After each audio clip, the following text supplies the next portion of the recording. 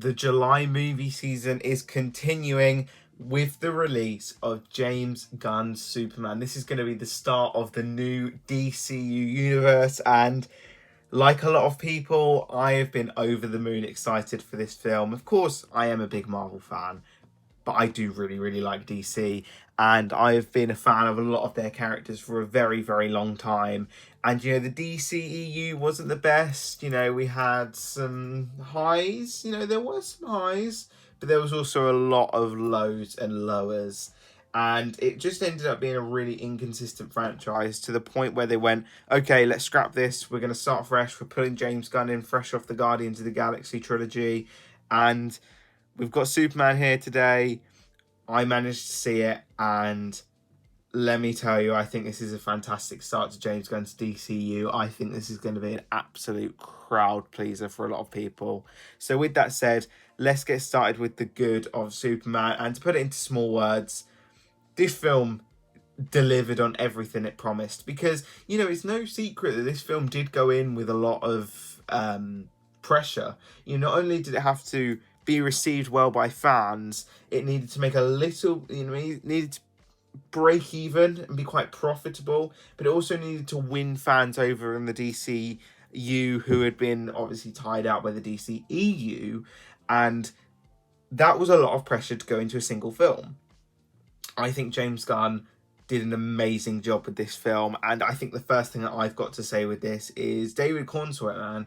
David Corenswet was the perfect choice to be Superman. He can be heroic, he can be fun, he can be emotional, and he just brings so many different ranges of emotion to the film. And I really think he can be a very relatable Superman as well. And that is a theme which is touched on, without saying any spoilers, about being equal and about everyone feels the same feelings, no matter who they are, where they came from. Everyone has that same feeling and feels the same emotions. You know, they wake up every morning and they don't know what to do. They put one foot in front of the other, and that is kind of the theme of this film. And I really think that this film delivers on the hopeful side of Superman, and David Corenswet just does that perfectly. He really, really captures the magic of this character and really understood why people love this character. And of course, that goes along with James Gunn's view on this universe. And going into an already established universe just creates a lot of magic and so much fun to be had when you're watching this film. There's so many fun scenes that are in there, whether they are really large to the plot or they're just there just for a little gag. And that is another thing, is the film balances out emotion and humour really, really well. You know, the film has got humour in it. You know, it's just become a thing with comic book films now, like it or not. And I thought this film balanced out really well. It didn't feel like any of the serious moments ever were taken away by a joke or anything. You know, the jokes were in place. The jokes were actually funny. I mean, not every single one landed, but that's all right. But most of them were in the right place. They worked well, and I was satisfied with them, and I think a lot of other people are going to be as well. And also, we've got Nicholas Hoult here as Lex Luthor. I think he might be the best Lex Luthor we've ever had. I've heard a lot of people raving about him on the internet. He is despicable. He's evil. He brings this dark side to the character. And he's really, really good at captivating the audience and really making you want to see him taken down. And thinking about it now, James Gunn is really, really good at making really unlikable villains. Because there was the High Evolutionary in Guardians 3, who everyone absolutely hated and just wanted to see getting taken down and defeated. And it was really satisfying, obviously, when that happened. And Lex Luthor is kind of no different. He's that kind of character that you want to see him taken down. Every single scene he's in, you just feel silence. When he's angry, you're fearful. When he's emotional, you're scared of what actions he's going to take. And he can be brutal at times, but he's a really, really good character. And Nicholas Hoult just does an incredible job at making him so unlikable and someone you really want to see get taken down. And something which this film does, which I've just been wanting comic book films to do for so many years now, is embrace its comic booky nature. at the end of the day, we're watching a film that's based on a comic book series. And a lot of films these days, a lot of comic book films these days, are scared to embrace that. But really, this film embraces the comic booky nature, and I think it works better than ever. And whether that's through some of the action sequences where you see Superman punch someone in the face and their teeth go flying out, or those flying sequences where David Corenswet's face is literally just right in front of you, those things to some people may seem really weird, but that is part of embracing the comic booky nature of this franchise, and I really hope James Gunn continues doing that, because this film does it full swing. It doesn't apologize for it, whether it's mythical creatures, whether it's the coloring, and just things like that. And I think it's going to affect people in different ways. I think some people won't even notice it. They just might think, oh, Superman's suit is a little bit different. It looks a bit more lighter and things. But other people may turn around and say, oh, the monsters, the mythical creatures, and some of the action sequences and the flying scenes all really bring that comic booky theme to life, and I thought it was really, really strong. And the film just never apologizes for it. And leading on to that, the action in this film is stellar, and it's not to keep comparing it to Guardians of the Galaxy, but one of the best things about the Guardians of the Galaxy franchise, particularly with 3, is they embrace that comic booky nature and bring the action in, because the action is really, really good. It's as good as it was in Guardians 3, where you can see every single thing that's happening. There's some one-shot action sequences, and just the way it's choreographed to make you see, and the way that the camera moves. And, you know, there's some scenes where Superman's using his heat ray vision. That looks so cool, and it's really, really good. And it's awesome. So much fun. And, you know, the other characters also, some of the other characters, I'm not going to say who they are, but they do get their time to shine. And just to give some recognition, Lois Lane was an amazing inclusion in here. We had Mr. Terrific, who was surprisingly awesome. I didn't really know anything about him going into this. I need to see more of him. I loved him. He was so good. We've got Green Lantern, who was great. We've got Hoult Girl, who was good, but maybe a little bit sidelined in light of the other characters. But there wasn't really a single character that I wasn't a fan of. I thought they were all really, really good. They've also got Ultraman in here, who gets a really strong payoff, which I thought worked well enough. I was quite satisfied with that.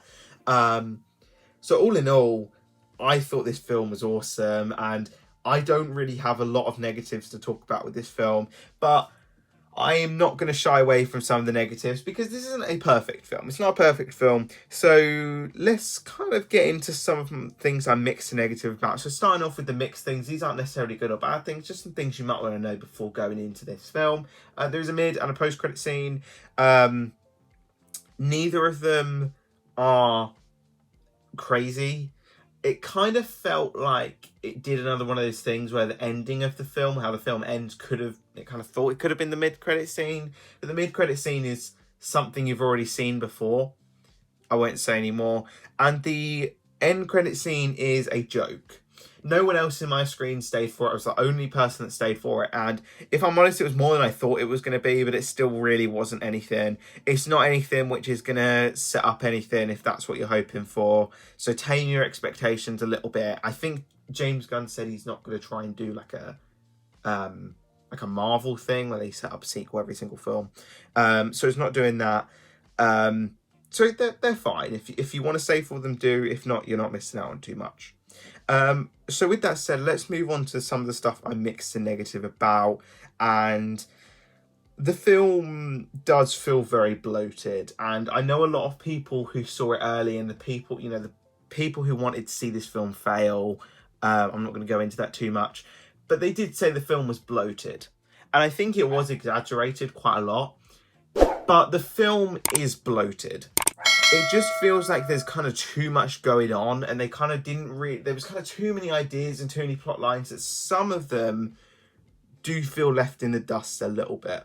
I'm not going to say anything on the subject, but I will say I thought Marta and Pa Kent were really, really rushed, and I thought we could have had a lot more with them and just taken out some of this other stuff, because this is another negative I have. When you're jumping into an established universe, it feels like you've got to tell the audience a lot of things to help them understand things. And this is one of those films where I feel like it might just be worth doing a bit of research before you go into it. Like I say, I went into it not really knowing who Mr. Terrific was. They don't really explain a lot about his backstory. Not that they needed to, but it might just be worth Googling like who he is and what his powers are and things like that. And same with like characters like Hawk and like Green Lantern. It just might be worth doing that because it does kind of expect you to know a lot of what's going on and it expects you to have kind of done a little bit of homework because that is what happens when you jump into an established universe. And because it is already established, it kind of feels like they're kind of getting all these mythical creatures in, and then we're getting the Justice Gang, and we're getting these characters in. Then we've got the love story, we've got the backstory of Superman, and we've got Krypto in there, who I will say is hilarious and adorable, by the way. And then we've got the plans of Lex Luthor, and it kind of just feels like you jump headfirst in, and I'm a bit overwhelmed. There's too much going on, and it kind of just feels like some of the more important stuff gets left in the dust a little bit. I was like, okay, we could have spent a little bit longer on that. But it is what it is. And I think I don't see that being an issue going forward because this is the first film in a cinematic universe. And it's like I think they will understand that a little bit more. And I think as they kind of do origin stories a little bit more, that won't be as much of an issue. But I just kind of felt it was a little bit frustrating. I would have liked that to have been a little bit better, but it is what it is. And I did say that, you know, it kind of feels like the film is very fast as well. The film the film's pacing is really off because it kind of feels like it jumps headfirst in, then it slows down, then it jumps headfirst in, and it kind of just feels like the pacing is really off. And I haven't heard a lot of people say that, but it really frustrated me when I was watching it. That might just be my own issue though. But all in all, this film is great. I love this film. I thought this film was an absolute blast. I'm not ready to say it's the best comic book film of the year so far because Thunderbolts really did do it for me and I love that film so much. But all in all, this is a great Superman film. I highly recommend you do go see this film. I'm going to give it a solid 9 out of 10. I think this film is a great start to the DCU.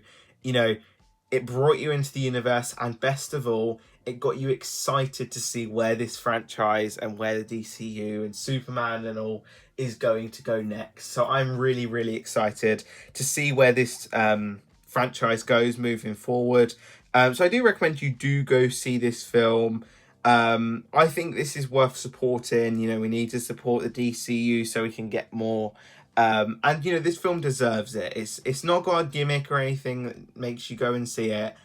It is genuinely just a fun, great film that is really, really worth seeing on the big screen. IMAX, I didn't see it in IMAX, but I do think IMAX would be really, really good, especially some of those flying sequences and the action sequences and stuff like that. This film is a great start to James Gunn's DCU. I absolutely loved it. But this is where I leave it to you guys. So what did you think of Superman? Let me know down below in the comment section down below. Did you love it? Did you hate it? With somewhere in the middle? And please do comment, like, and subscribe. Share it with your friends and family. And yeah, let me know what you think of Superman. Try not to say any spoilers down below because obviously this is a non-spoiler review. If you want me to do a spoiler review though, do let me know down below in the comment section. I did think about it because there is a lot that we could spoil and talk about in this film. And that I did kind of find this review a little bit hard to do without spoiling it, so do keep that in mind. But yeah, that's all for this video, guys. So please do comment, like, and subscribe, and share this video with your friends and family. And that is all for this video, guys. Thanks for watching, and we'll see you guys in the next video. Goodbye.